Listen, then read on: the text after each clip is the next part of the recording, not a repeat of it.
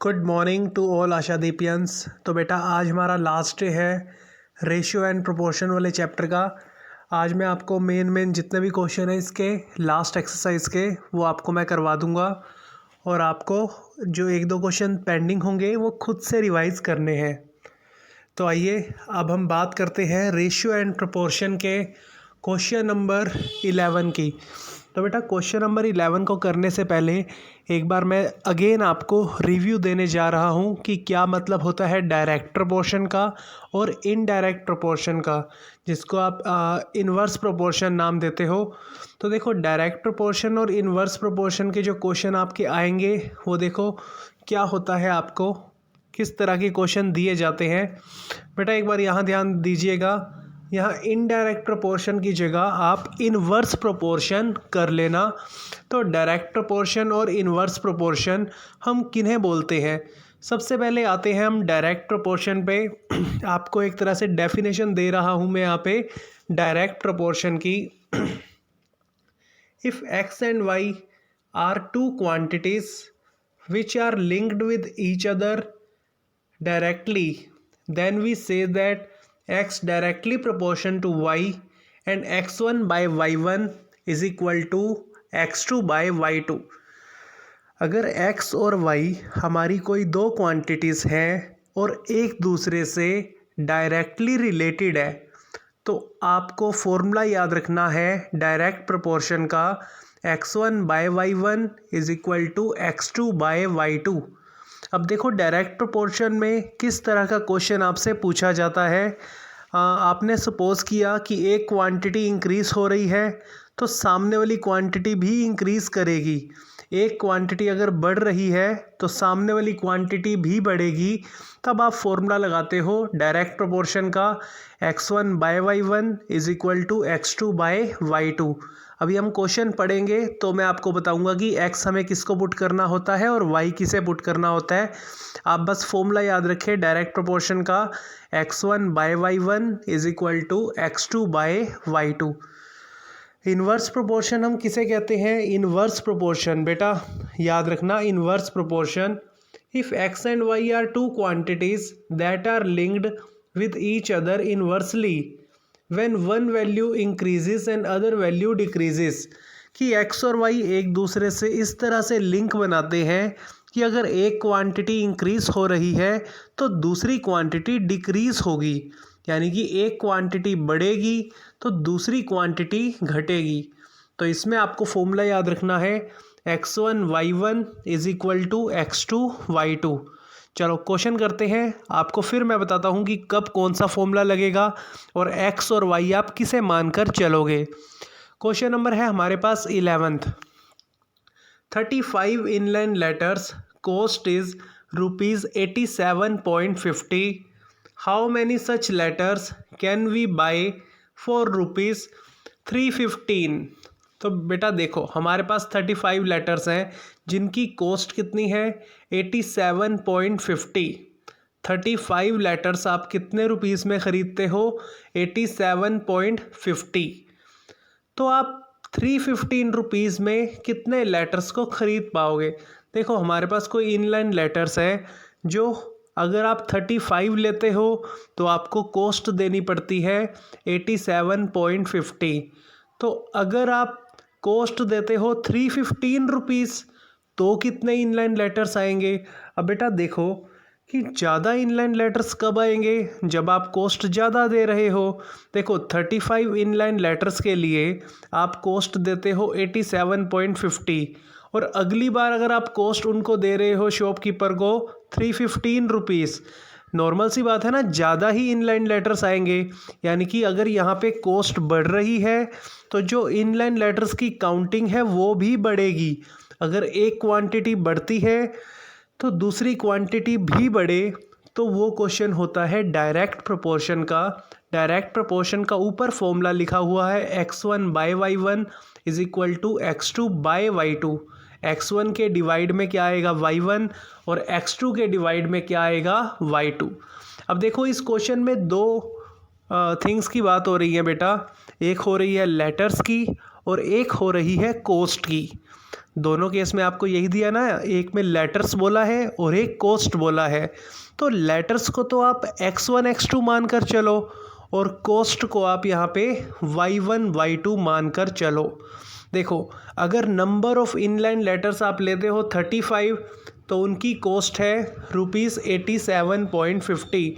तो देखो लेटर्स को मैंने, अगर लेटर्स है मेरे पास 35 तो उन लेटर्स को ले लिया मैंने x1, और दूसरी बार जो नंबर ऑफ इनलाइन लेटर्स है वो हमने निकालने हैं तो उसको ले लिया x2। यानी कि आप x की टर्म्स में किसको ले रहे हो बेटा, x की टर्म्स में आप ले रहे हो लेटर्स को। अगर आप 35 लेटर्स लेते हो तो कितनी कोस्ट दोगे, 87.50। तो देखो अगर आप 35 लेटर्स को x1 मान रहे हो तो उनकी कोस्ट मानी जाएगी y1 में, और दूसरी तरफ आपको इनलाइन लेटर्स निकालने हैं। अगर आपको कोस्ट दी है ₹315 तो मैंने आपको यही बोला, आप कोस्ट को लेके चलो y1 y2 और लेटर्स को लेके चलो x1 x2। लेटर्स को लेके चलना है x की टर्म्स में और यहाँ पे कोस्ट को लेकर चलना है y की टर्म में। तो बेटा देखो 35 लेटर्स के लिए कोस्ट दी है ₹87.50। तो लेटर्स हो गए x1 में और कोस्ट हो गई इसकी y1 में। दूसरी तरफ आपको लेटर्स निकालने हैं और आपको कोस्ट दी है ₹315। अगेन जो लेटर्स आपको निकालने हैं वो आपने मान लिया x2 और उनकी कोस्ट आपने मान ली ₹315 और वो कोस्ट हो गई y2। तो बेटा y की टर्म्स में हम रख रहे हैं कोस्ट को और लेटर्स की टर्म में हम रख रहे हैं x को। ठीक है, y की टर्म्स में कोस्ट और x की टर्म्स में कौन आ रहा है यहाँ पे, लेटर्स। अब डायरेक्ट प्रोपोर्शन का क्वेश्चन था ना कि देखो अगर आप कोस्ट ज़्यादा देते हो तो नंबर ऑफ लेटर्स भी आपको ज़्यादा मिलेंगे। तो डायरेक्ट प्रोपोर्शन है, एक क्वांटिटी बढ़ रही है क्योंकि अगर आप कोस्ट बढ़ा रहे हो तो नंबर ऑफ इनलाइन लेटर्स भी बढ़ेंगे। तो ये क्वेश्चन है डायरेक्ट प्रोपोर्शन का। अब इसका फॉर्मूला लगा दो, x1 y1 is equal to x2 by y2। देखिए बेटा नेक्स्ट पेज पे, सो देखो मैंने यहाँ रीज़न भी लिख दिया है ऊपर, कहीं भी ये रीज़न नहीं मिलेगा आपको। We know that if cost increases then number of inland letters also increases, कि अगर कोस्ट बढ़ती है तो नंबर ऑफ इनलाइन लेटर्स भी बढ़ेंगे। तो ये क्वेश्चन है आपका डायरेक्ट प्रोपोर्शन का और फॉर्मूला लगा दिया हमने x1 by y1 is equal to x2 by y2। तो अभी हमने पिछले पेज पे जो जो वैल्यू रखी थी x1 y1 की x2 y2 की वो यहाँ पे पुट करते हैं। सो बेटा x1 क्या था 35 और उनकी कोस्ट जो है y1 क्या थी 87.50। नंबर ऑफ इनलाइन लेटर्स आपको x2 क्या है वो निकालना है और उसकी कॉस्ट कितनी है 315। अब 315 देखो राइट में कहाँ है, डिनोमिनेटर में, लेफ्ट में चला जाएगा मल्टीप्लाई में। सो 315 लेफ्ट में आ जाएगा न्यूमिनेटर में मल्टीप्लाई में। अब जब इसको सोल्व करोगे, ये आपका काम है इसको सोल्व करना। देखो नीचे पॉइंट आ रहा है 87.50 और पॉइंट के बाद है यहाँ 2 डिजिट्स, तो पॉइंट हटेगा तो ऊपर मल्टीप्लाई में जाएगा 100। तो नेक्स्ट लाइन में हमने क्या किया, ऊपर 100 लिख दिया। बेटा इसको कट करना खुद से, तो x2 की वैल्यू आपको क्या मिलेगी ऊपर 7 × 9 × 2 विच इज़ इक्वल टू 126। तो x2 क्या था, या आपने नंबर ऑफ इनलाइन लेटर्स को लेट किया था ना x2, तो नंबर ऑफ इनलाइन लेटर्स हमें यहाँ कितने मिल गए 126। नेक्स्ट क्वेश्चन देखते हैं बेटा। सो नेक्स्ट क्वेश्चन है हमारे पास, इंटरेस्टिंग क्वेश्चन है। देखो बेटा ये शायद इन्वर्स प्रोपोर्शन का क्वेश्चन जाएगा। कोई भी अगर मान लो किसी वर्क को कंप्लीट करने वाला क्वेश्चन आता है ज़्यादातर वो इन्वर्स प्रोपोर्शन का ही होता है। इसमें देखिए आपको क्या दिया है, 40 men can perform an activity in 26 days। How many man will finish it in 16 days। बेटा देखो 40 आदमी हैं जो किसी एक्टिविटी को करते हैं 26 दिन में। So we have 40 men who complete the activity in 26 days. How many men will finish it in 16 days? बेटा देखो 40 जो पीपल हैं 40 men हैं उनको 26 डेज लग रहे हैं किसी एक्टिविटी को करने में। अगर यहाँ पे 16 डेज़ में वर्क को कंप्लीट करना पड़े तो हमें ज़्यादा आदमी चाहिए होंगे ना। देखो बेटा 26 डेज़ में कितने लोग किसी एक्टिविटी को करते हैं 26 डेज़ में कितने लोग कर रहे हैं एक्टिविटी को 40। तो 16 डेज़ में अगर आपने उस एक्टिविटी को ख़त्म करना है तो दैट मीन्स आपको ज़्यादा मैन चाहिए। तो ये एक चीज़, अब देखो डेज़ यहाँ पे कम हो रहे हैं और मैन यहाँ पे आपको ज़्यादा चाहिए। एक क्वांटिटी कम हो रही है, दूसरी क्वांटिटी बढ़ रही है। That is the question of inverse proportion. देखो आपको 26 डेज़ में अगर कोई काम पूरा करना है तब तो कितने आदमी चाहिए 40, और अगर वही काम आपने 16 डेज़ में पूरा करना है तो आप ज़्यादा वर्कर लेके आओगे, ज़्यादा मैन लेके आओगे। दैट मीन्स तभी यहाँ पे ये क्वेश्चन रहेगा आपका इन्वर्स प्रोपोर्शन का, बिकॉज नंबर ऑफ डेज तो कम हो रहे हैं तो यहाँ पे मैन ज़्यादा चाहिए उस एक्टिविटी को करने के लिए। सो एक चीज़ घट रही है, एक चीज़ बढ़ रही है। So it is the question of inverse proportion.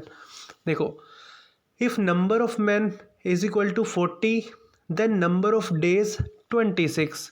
अगर आदमियों की संख्या है 40 तो उनको कितने डेज़ में काम करना है 26 डेज़ में। सो देखो यहाँ पे दो ही चीज़ें दे रखी है ना, एक तो मैन की बात हो रही है और एक डेज़ की बात हो रही है। तो एक क्वांटिटी को आप एक्स में लेके चल लो, एक क्वांटिटी को आप वाई में लेके चल लो। तो हम यहाँ नंबर ऑफ मैन्स को तो क्या मान रहे हैं एक्स की टर्म्स में, और नंबर ऑफ डेज़ को क्या मान रहे हैं वाई की टर्म में। और क्वेश्चन है आपका ये इन्वर्स प्रोपोर्शन का, बिकॉज नंबर ऑफ डेज अगर कम होंगे तो ज़्यादा आदमी लगेंगे उस काम के लिए। एक क्वांटिटी डिक्रीज हो रही है तो सामने वाली क्वांटिटी यहाँ बढ़ रही है। That is the question of inverse proportion. So if number of man is 40 then number of days is 26. Let number of men x2 then number of days is 16। कि अगर हम नंबर ऑफ मैन को x2 मान ले तो वो कितने दिन में काम को ख़त्म करेंगे 16 डेज़ में। और आपको यहाँ पे x2 की वैल्यू जो है वो निकालनी है। आपको नंबर ऑफ मैन बताने हैं कि अगर 16 डेज़ में काम को ख़त्म करना पड़े तो कितने मैन आपको चाहिए। तो इसलिए हमने उसको x2 मान लिया, बिकॉज x1 तो ऊपर गिवन है आपको। हम क्या कर रहे हैं बेटा, जो मैन है इनको x की टर्म्स मान के चल रहे हैं, दैट मीन्स इनको x1 x2 मान के चल रहे हैं, और जो डेज़ हैं इनको हम y1 y2 मान कर चल रहे हैं। And that is the question of inverse proportion. So what is the formula of inverse proportion? x1 y1 is equal to x2 y2। देखो क्यों लगा यहाँ पे inverse proportion? So वो देखिए, in this case if number of days decrease then number of men will increase। कि इस question में, इस केस में अगर नंबर ऑफ डेज घट रहे हैं तो वहाँ पे नंबर ऑफ मैन ज़्यादा लगेंगे एक्टिविटी को पूरा करने के लिए। सो इन्वर्स प्रोपोर्शन लगा यहाँ पे x1 y1 is equal to x2 y2। तो बेटा इनकी वैल्यू रखेंगे, x1 है हमारे पास 40, उसके लिए डेज़ यानी कि y1 है हमारे पास 26, और x2 हमें निकालना है और उनके लिए डेज़ कितने हैं 16 विच इज़ y2। तो देखो इसको सॉल्व करो, 16 यहाँ राइट में मल्टीप्लाई में है, लेफ़्ट में चला जाएगा डिनोमिनेटर में, दैट मीन्स 16 चला जाएगा लेफ़्ट में डिवाइड में। अब इसको जब कट करेंगे सो ऊपर बचेगा 5 into 13, x2 is equal to 65 man. Next question देखते हैं बेटा।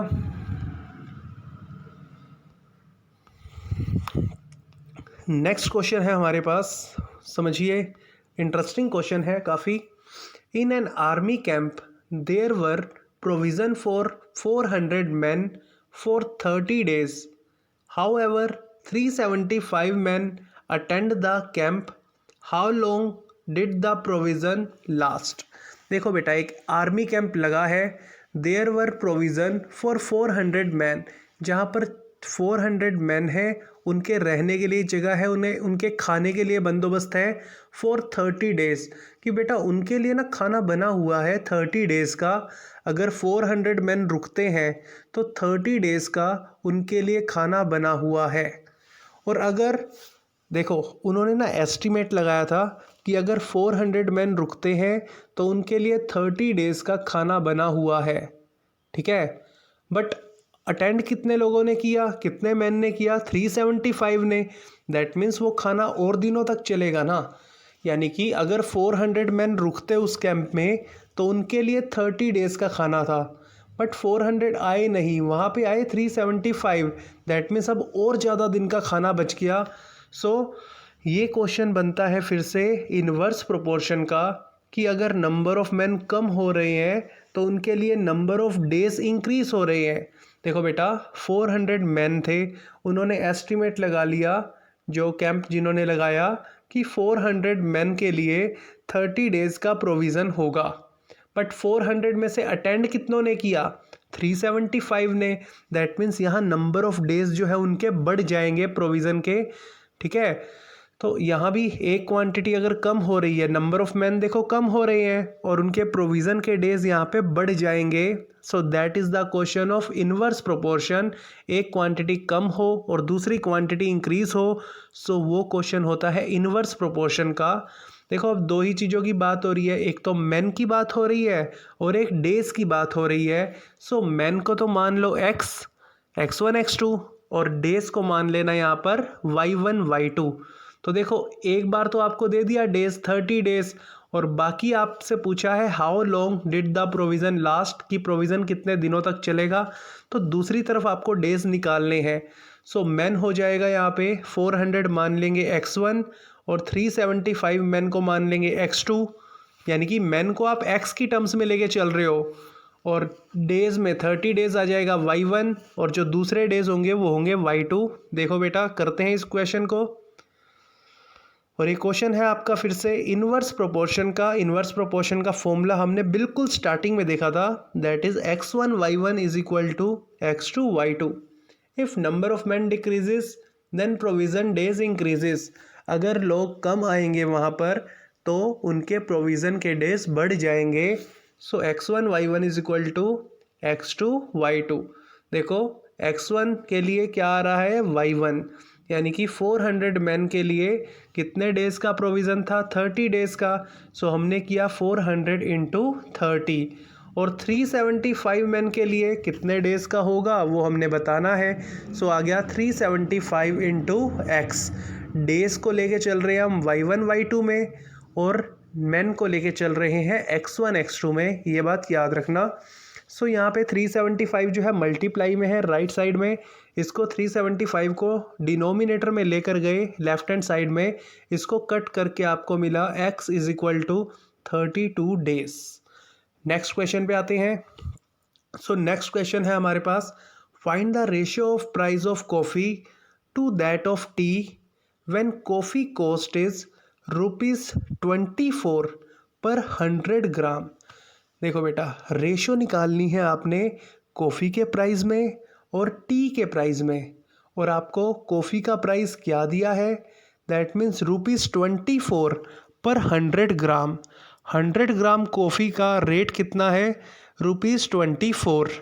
और दूसरी तरफ टी की कॉस्ट कितनी है, जो चाय होती है उसकी कॉस्ट क्या है, 180 रुपीज़ पर kilogram. That means 1 kilogram T की कॉस्ट कितनी है बेटा, 180 रुपीज़। अब इन दोनों की कॉस्ट की आपने रेशो बतानी है। रेशो बताने के लिए एक टर्म आपको मैंने स्टार्टिंग से ही बता रखी है कि जब भी रेशो निकालनी है तो या तो देखो दोनों का जो मास है या तो ग्राम ग्राम में होना चाहिए, या दोनों का मास किलोग्राम किलोग्राम में होना चाहिए, तभी हम रेशो बता पाएंगे। अब जैसे इन्होंने जो कॉफ़ी का रेट दिया है वो दिया है 100 ग्राम कॉफ़ी है ₹24 में, तो आप यहाँ पे इसको टी की जो कॉस्ट है इसको भी ग्राम में कर लो कि 1 किलोग्राम का कॉस्ट कितना है, 180 रुपीज़, तो 1000 ग्राम का कितना हो जाएगा, 180 रुपीज़। ठीक है, फिर उसको 1 ग्राम में करते हैं। देखिए नेक्स्ट पेज पे कर रखा है हमने क्वेश्चन। सो बेटा यहाँ देखिए, यहाँ मैंने सोल्व किया है इस क्वेश्चन को। Cost of 100 gram of coffee is ₹24। अगर 100 ग्राम कॉफ़ी है ₹24 की, तो 1 ग्राम कॉफ़ी की कॉस्ट हो जाएगी ₹24/100। तो हमने 1 ग्राम कॉफ़ी की कॉस्ट निकाल ली ₹24/100। उसके बाद था कि 1 किलोग्राम टी की कॉस्ट है 180 रुपीज़, और as you know 1 kilogram is equal to 1000 gram. So आप लिखोगे cost of 1000 gram of tea is equal to 180 rupees. So cost of 1 gram of tea is 180 by 1000 rupees. अब देखो 1 gram of coffee की भी cost आ गई, 1 gram of T की भी cost आ गई, दोनों देखो 1 ग्राम की आई। अब इसकी आप रेशो निकाल लो। सो रेशो में क्या आएगा, कॉफ़ी की कॉस्ट उसके डिवाइड में आएगा टी की कॉस्ट। सो डिवाइड में कह लो या रेशो में कह लो। सो हमने लिखा 24/100, रेशो में है 180 बाई 1000। क्या आया 24/100, उसकी रेशो में आ गया 180 बाई 1000। तो देखो यहाँ पे रेशियो को हटा के आपको पता है डिवाइड का सिंबल लगाते हैं। सो हमने बाय लगा दिया यहाँ पे 24/100, उसके बाय में क्या है 180 बाई 1000। तो देखो इस तरह से ये रूल मैंने आपको बताया था। अगर ये दिया हो आपको A/B और उसके बाय में है C/D, तो जो सबसे लास्ट में D होता है वो जाता है A के साथ मल्टीप्लाई में सबसे ऊपर, और जो नीचे डिनोमिनेटर में B और C दिए हैं वो हो जाते हैं मल्टीप्लाई में। सो यहाँ भी यही रूल को हम फॉलो करेंगे कि जो सबसे नीचे 1000 है वो जाएगा 24 के साथ मल्टीप्लाई में, और नीचे 100 और 180 ये आ गए मल्टीप्लाई में।